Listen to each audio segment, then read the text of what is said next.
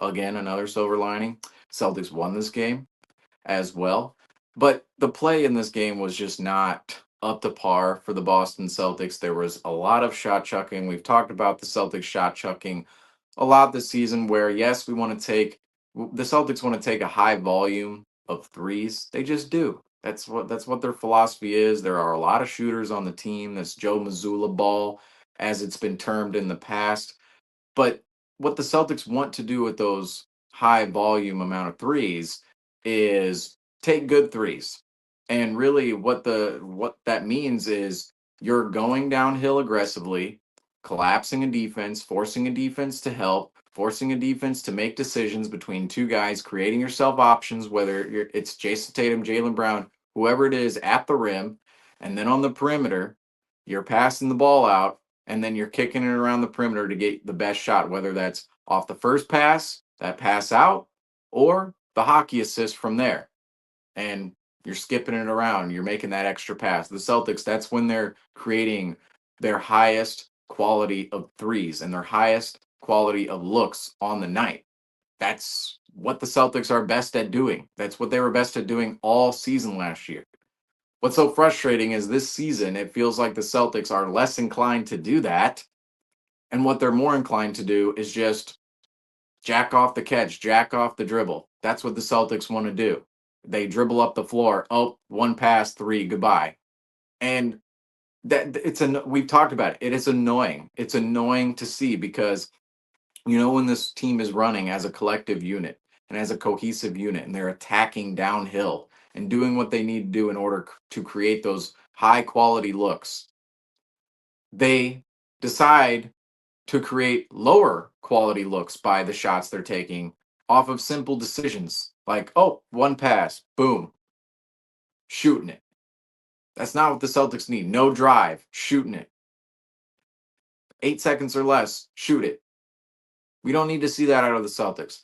There was a lot of that tonight, unfortunately, for the Boston Celtics. There's been a lot of that in the month of January for the Boston Celtics. And really, we've seen the correlation of when that is happening for the Celtics. Yeah, that's when they're shooting sub 30%. Now, tonight they shot 38%. They shot much, much better down the stretch than they did to start this game. The Celtics did. So if you want to take a silver lining is out of this game again, another one, it's that late in the game, the Celtics were able to create more of those looks. And we'll also get to a certain player on the top of the screen who actually contributed to that quite a bit. But ultimately, the Celtics, when they're creating those good looks, that's when they're shooting a high percentage from three. Everybody, this is what's sort of annoying about the conversation of the Boston Celtics. People just look at their shooting numbers and go, they're making or they're missing shots. The Celtics, they're shooting low 30s, sub 30% in the month of January and even December. That's why they're losing so much. That's why they're losing every other game, because they're just shooting terribly. They can't make threes. Their shooting percentage. Look at why that shooting percentage is the way it is. That's my biggest pet peeve when people analyze the Celtics and say, oh, well, the shooting percentage is, they just can't make a shot. No, it's not that they can't make a shot. They're taking terrible shots. That's what it is. There's a difference between taking a good look and a bad look. There just is. And it really comes within the whole formation of the offense. And I already talked about it. It's about getting downhill, collapsing the defense. You're talking about them trying to help off of the collapse because Jason Tatum, Jaylen Brown, they're ferocious going downhill on the attack. You're forcing that help to come over. When that help comes over, there's going to be somebody wide open on the perimeter. When you have the defense scrambling, there's going to be somebody wide open. That's going to be a high quality look. The high quality looks are not coming off of dribbling up the floor and throwing up a 3-point shot. Or, nobody's moving. We've seen this a lot this month too. Nobody's moving within the offense. The offense is completely stagnant, and Peyton Pritchard's going one-on-one step back three. Jason Tatum one-on-one step back three. That's not going to work. It's not going to work long term. Those are the terrible shots. They're just terrible. And what's odd too is I shouldn't say it's odd because people just get wrapped up in all the numbers and don't actually look at the film of what's going on sometimes. I can understand that from a fan's perspective. But 2 years ago, 21-22. That is what changed within the entire Celtics season. If anybody remembers, the Celtics started that season 18-21 on January 6th of 2022 after the Celtics lost to the Knicks off of an RJ Barrett buzzer beater. That was rock bottom for that season. The Celtics were 18-21. They were 11th in the Eastern Conference. Eventually, the Celtics finished 51-31, second in the Eastern Conference, and even grabbed the 1 seed at one point in time before falling back down to that 2nd seed to end the year. They went 11th to 1st in 21-22. And to start the season, the Celtics were running lineups out there with Marcus Smart, Josh Richardson, Dennis Schroeder, and then Brown and Tatum. Horford was on that team, of course, Grant Williams, Robert Williams as well. Peyton Pritchard was also on that squad. But that team didn't mesh well together. And teams could defend a lineup with Schroeder and Smart in it and Richardson because they didn't respect those guys from three. And Tatum and Brown, they were not as seasoned as they are today. But what happened later on in the season? First of all, Ime Udoka made the decision of, well, Schroeder and Smart, they're not going to be playing with each other all the time because those two were ball handlers and they weren't exactly catch and shoot players. And one of those guys off the ball was not being utilized on the offensive end of the floor. And there was a lot of, too, in that team, a lot of dribbling into nowhere at times, just dribbling into absolutely nowhere with no intent. What happened in the second half of the season is the Celtics, the philosophy changed. Schroeder and Marcus Smart didn't play together. Schroeder was traded away from the team. And not for Derek White, but Derek White was traded to the Boston Celtics from the San Antonio Spurs. And it changed the entire dynamic of the Boston Celtics. They went from creating terrible looks, low quality shots from the floor from three early on in the season to creating high quality looks later on in the season. And that is what changed for the Boston Celtics.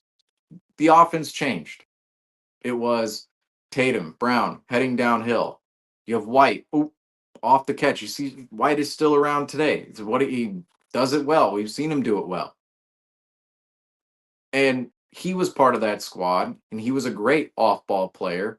Whereas Smart and Schroeder and Richardson, they didn't really operate that well off-ball. They all needed the ball in their hands, and they didn't really quite do the job well when they're all on the floor together because, oh, this guy needs the ball in his hands and this guy needs the ball in his hands. He's not a catch and shoot player. Well, he's going to be ineffective off the ball. And what happened in that season was once Ime Udoka broke that up, right, and then Brad Stevens eventually broke that up at the trade deadline, the entirety of the Celtics offense changed because then you were inserting players into the lineup who could play off ball. It made sense with the entire lineup. And that's when the Celtics started to gain more high quality looks. And that's when defenses could not defend the Boston Celtics as well. That's what happened in 21-22. And to the point here is this season, it is going along with this season's theme as well. And I'll say it's much different dynamic from the standpoint of you're not playing Schroeder and Marcus Smart together, and that's not really the problem here. The problem is the quality of looks. That's the problem. And that's the point here, is that in 21-22, what turned around for the Celtics is the quality of looks. The Celtics are facing, I don't want to say a much more daunting task now with this team in terms of quality of looks, because they have the personnel in order to create those high quality looks, as we saw last season. The problem is right now, it's the decision making. It's the decision making. It's not the personnel on the floor. 21-22, that was the personnel problem. It just was. Once the personnel changed, once the lineups changed, once the rotations changed, everything changed for the Boston Celtics in terms of the low quality and high quality looks. This year, the low quality looks are not coming off of rotations. They're not coming off of the lineups out there. They're coming off of bad decisions by the Boston Celtics. And that's what's kind of concerning about this Celtics team. And one could be more pessimistic and optimistic about it because on one hand, you could be a pessimist and say, well, bad decision making, when is that going to turn around? And is that just going to be a flaw of this team moving forward? They won the championship last year. All of a sudden, they're loosey goosey with the details on both ends of the floor, and specifically offensively. They maybe have too big of a head, too confident in themselves at times, and they're not running the offense in full. You can be a pessimistic person on that side or an optimistic person on the other side and go, well, if this is a mentality thing and it's not a personnel thing, there doesn't need to be a move made, essentially. Those guys, we just saw them do it last season. Why can't they do it again this season? So it is an interesting conversation with the Boston Celtics in terms of shot quality. We saw terrible shot quality at the beginning of this game. Tonight, all right shot quality. At the end, it wasn't all peaches and cream, but it was a lot better, I would say, in the fourth quarter when the Celtics were making their run. And then, of course, in overtime as well. What's so confusing is the Celtics, they know how to get good shots. And right before that overtime period, the Celtics had the ball with 4 seconds left for the win. And Jason Tatum comes into him. He's at an awkward angle, double teamed. Ball goes over to White, blocked. How do we not have a better play on that opportunity? It doesn't make sense that Jason Tatum, he gets the ball every single time. And it feels like, yes, yeah, okay, he had that one game winner this season, but the Jason Tatum game winner allegations, I don't know if he's ever beaten him. Maybe that one Raptors performance, that one game earlier this season beat him. Not sure for the just gauging the fan base out there.